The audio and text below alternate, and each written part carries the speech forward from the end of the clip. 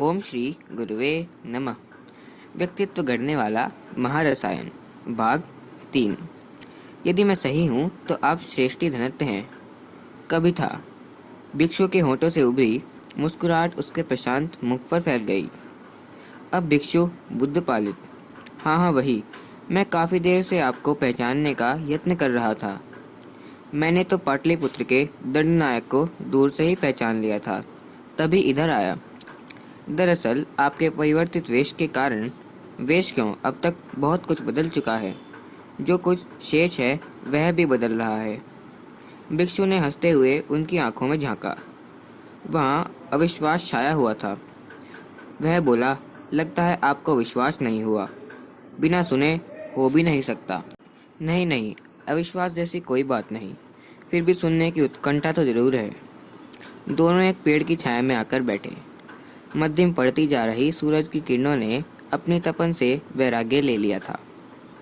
सब के सब एक साथ आकर पत्तों की अंजलि से उनके ऊपर सुवर्ण राशि बिखेरने लगी। याद है ने, मैं उन दिनों सोना बनाने की फिराक में बेचैन था। लगभग पागल कहें तो कोई अतिशयोक्ति नहीं।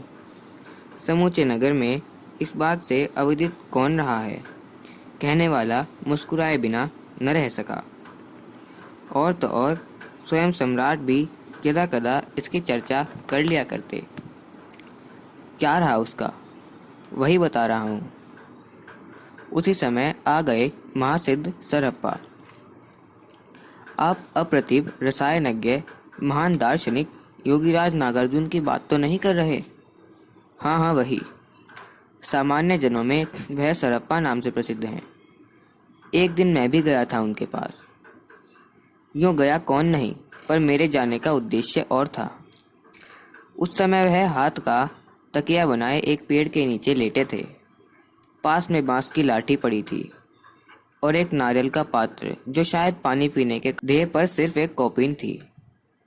पहले तो समझ में नहीं आया। जो स्वर्ण बनाने की प्रक्रिया में सिद्धहस्त है, समूचे देश की विद्वता शून्यवाद जिस प्रवर्तक के चरणों में स्थान पाने को ललायित रहती है, जिसके बारे में प्रसिद्ध है कि योग की सिद्धियां उसके चरणों में लौटती है, वह इस तरह क्यों रहता है? तनिक से इच्छा करने पर क्या नहीं उपस्थित हो सकता उसके लिए। तभी स्वार्थी मन ने विचार किया, हो न हो यह सन की है।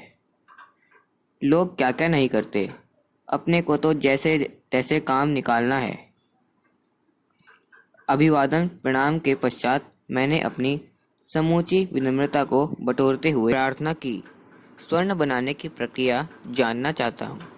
अखंड ज्योति, मई 1991, पृष्ठ 14। ओम शांति।